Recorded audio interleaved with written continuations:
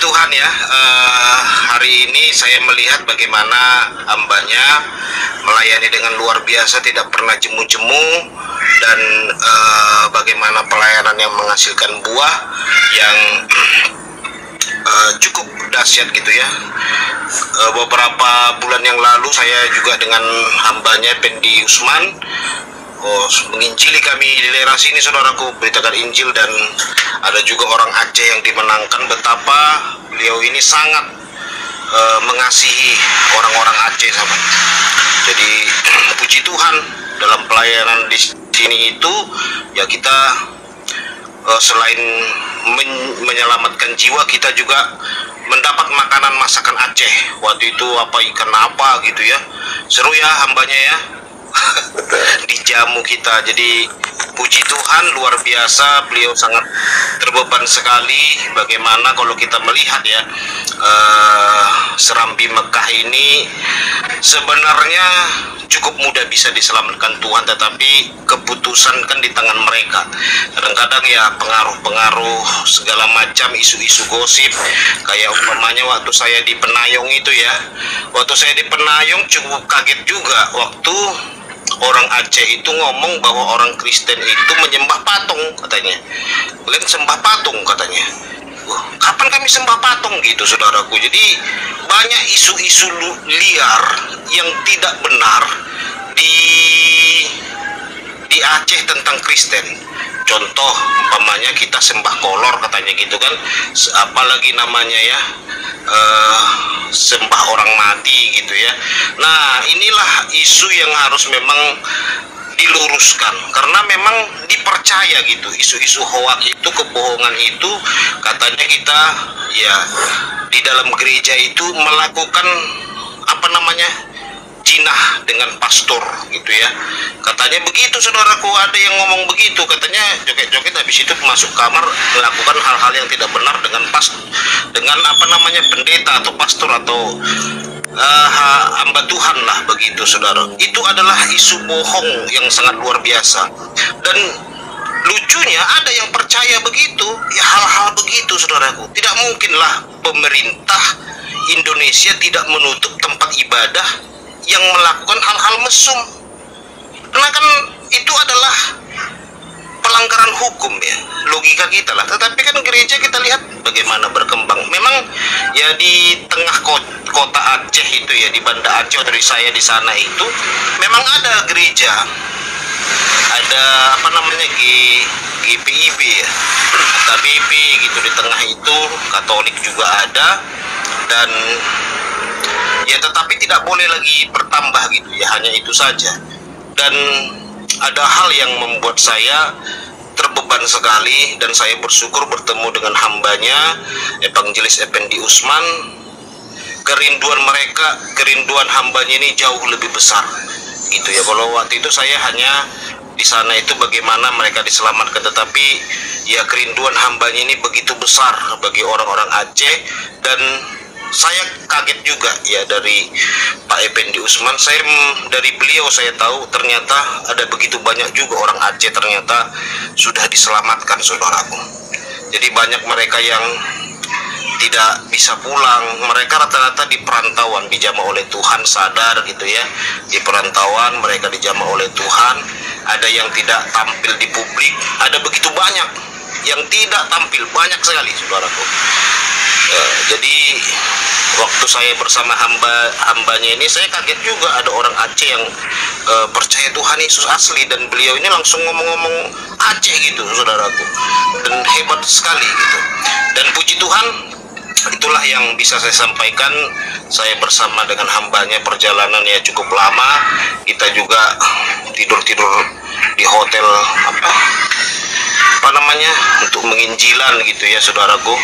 Ya mau beliau ini ya hidup-hidup yang sederhana begitu ya dalam pelayanan, dan makan juga yang tidak terlalu mewah juga beliau mau.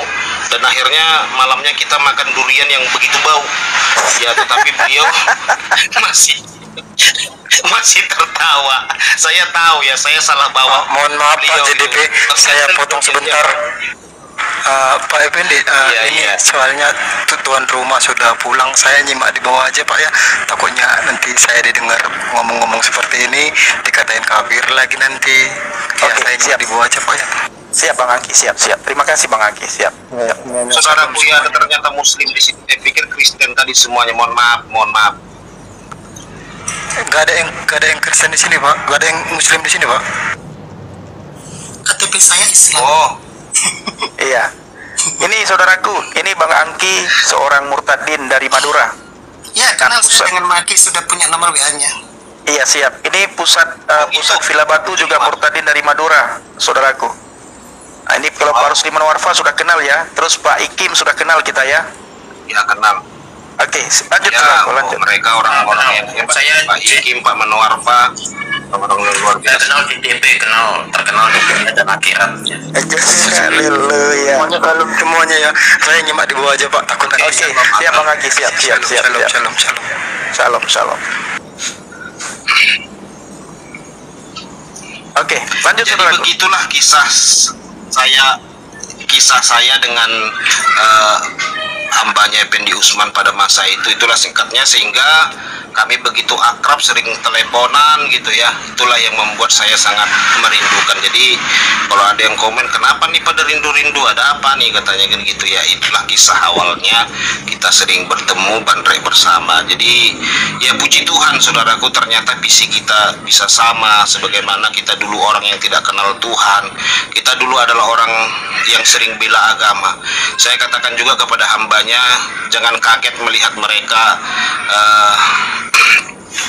Bang Effendi, karena kan kita pun dulu begitu. Oh iya juga ya, iya, betapa ganasnya dulu kalau kita bela agama itu. Saya bilang kita paling gak suka itu melihat kalau Rasulullah itu ada yang membahas-bahas gitu. Oh iya ya gitu ya.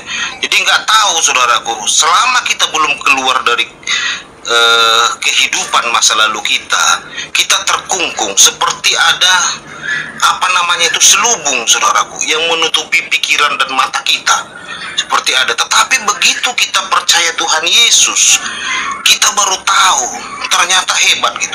Dulu saya tidak tahu apa iya bisa orang mengampuni.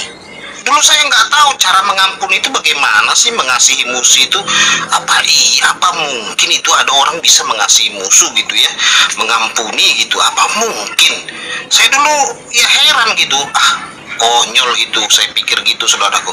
Tetapi setelah saya jadi Kristen, ternyata tanpa saya sadari saya bisa gitu, saya bisa berubah.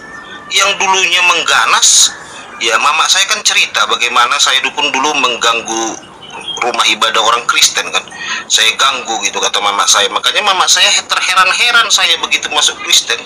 Loh, bukannya kamu dulu yang benci Kristen kok jadi masuk Kristen, katanya gitu. Ya, saya ganggu mereka ibadah saudaraku. Saya karena apa? Saya terganggu dengan lagu-lagunya Soraklah Haleluya itu. Nyanyi-nyanyi mereka sorak. Saya waktu itu kerja di sebuah perusahaan, jadi tinggal di barak gitu ya, rumah perusahaannya. Jadi adalah ibadah di situ. Jadi saya terganggu gitu. Karena saya terganggu, saya teriakin saya sendiri gitu ya. Mama saya orangnya Muslim tapi toleransi gitu. Saya dimarahin. Sampai mama saya, apa yang kau lakukan itu? Jangan kau begitu, katanya gitu ya. Tak boleh itu kau ganggu orang, katanya. Terganggu saya, apalah itu. Haleluya, haleluya, tak apa dibilang. Dibilang itu pemanggilan jin-jin itu, saya bilang kayak gitu kan. Nah, saya ganggu. Dan luar biasanya orang yang saya ganggu itu tidak ada yang marah saudaraku. Dia ngomong, maaf ya, maaf. Padahal saya masih muda loh. Orang yang saya ganggu itu udah pada tua-tua, tapi hormat mereka. Saya terheran-heran, kok nggak dibalas ya? Saya pikir gitu ya. Seharusnya kan dibalas. Begitu saya ngamuk, seharusnya mereka lebih ngamuk lagi kan gitu. Itu baru cocok kan gitu saudaraku. Ini mereka malah lembut hati. Di situ saya pun udah mulai terkesima dulu, awal-awalnya dulu saudaraku, terkesima. Nah, kok ada orang bisa mengampuni begitu ya? Seharusnya membalas itu dong paling mantap kan gitu ya. Kalau dipukul seharusnya dipukul lagi. Wah, itu paling mantap kan gitu ya. Kalau dilempar kita pakai batu, kita lempar pakai bunga bersama pot-potnya.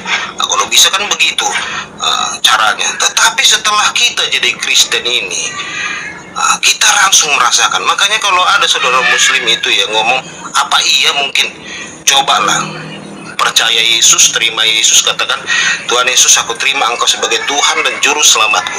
Masuklah dalam hatiku, berkuasalah dalam hidupku. Saudara katakan gitu, baptis. Tanpa saudara ngomong, ubahkan aku, tanpa saudara pun akan berubah sendiri hidup. Asal sungguh-sungguh ya, berdoa, berpuasa. Dulu saya tidak tahu bahwa orang Kristen itu berpuasa.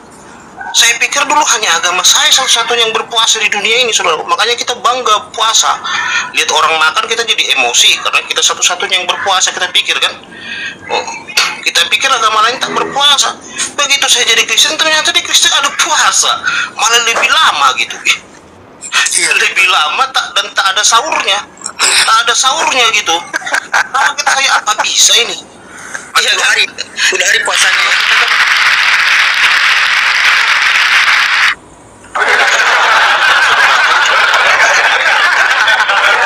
Kalau di kita dulu kan ya sahur dulu kan, nah nanti baru buka, Allahumma lakasumtu wa bika amantu wa lakika baru kita buka, ada bukanya. Kalau kita ndak ada sahur. Saya waktu itu ya selesai makan jam 9 malam menjelang jam 10.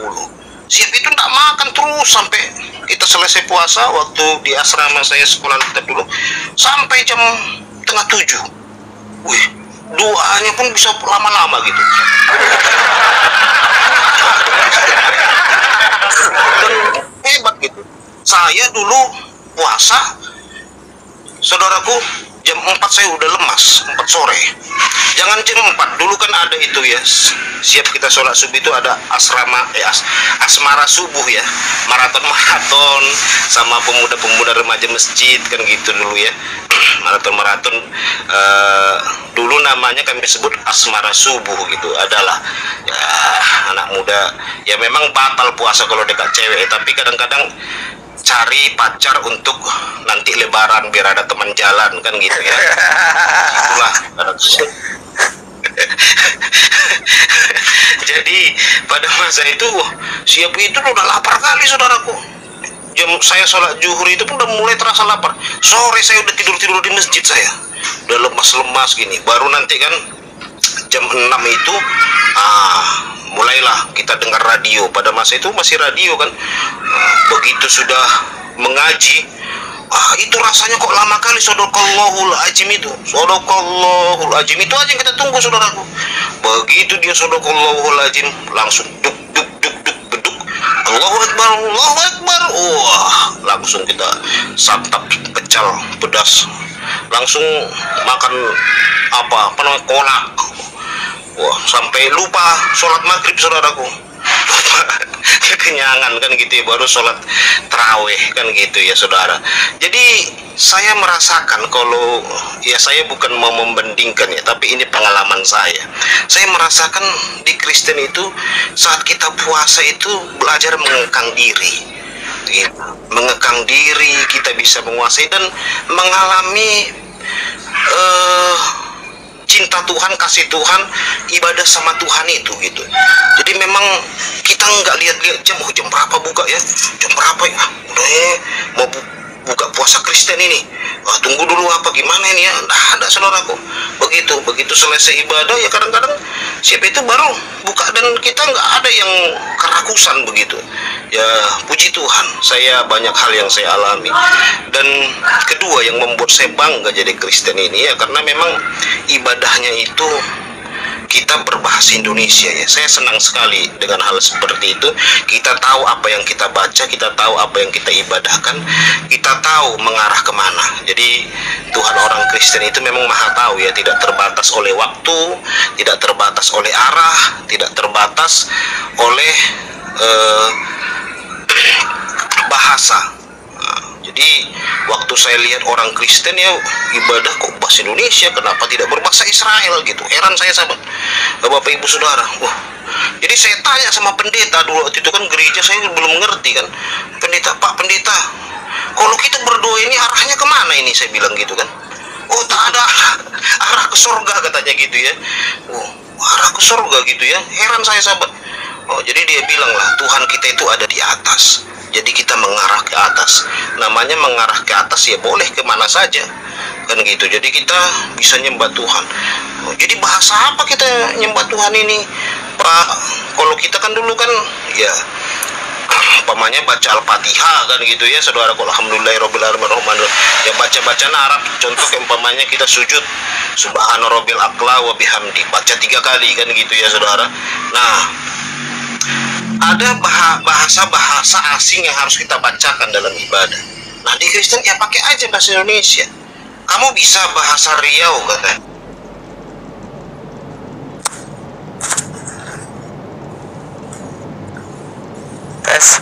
Tes. Ini jaringan seperti ya. Lanjut. Ya, orang Kristen ya. Nah, itu saudara yang terkasih.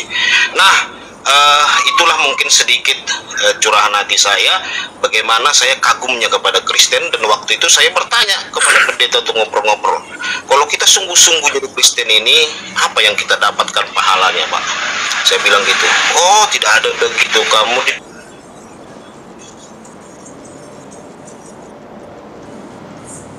selamat apa bidadarinya.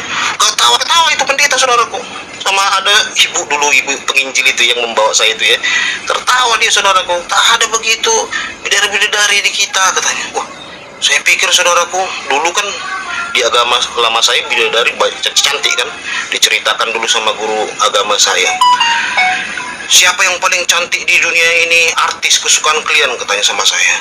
Oh, Niki Ardila. Oh, waktu zaman saya dulu itu yang cantik itu bagi saya Niki Ardila dan Poppy Mercury, sahabat. Poppy Mercury itu bagi saya cantik. Kata guru agama, 100 kali lipat lebih cantik dari Niki Ardila, 1000 kali lipat lebih cantik dari Poppy Mercury. Kaget saya sahabat. Yang saya pahami bagaimana saya supaya cepat meninggal dan bisa melakukan hal-hal kepada bidadari yang telah dijanjikan itu gitu. Nah, begitu saya jadi Kristen, saya tanya itu, apakah lebih cantik ini di surga Kristen ini apa bidadari ini? Ternyata tak.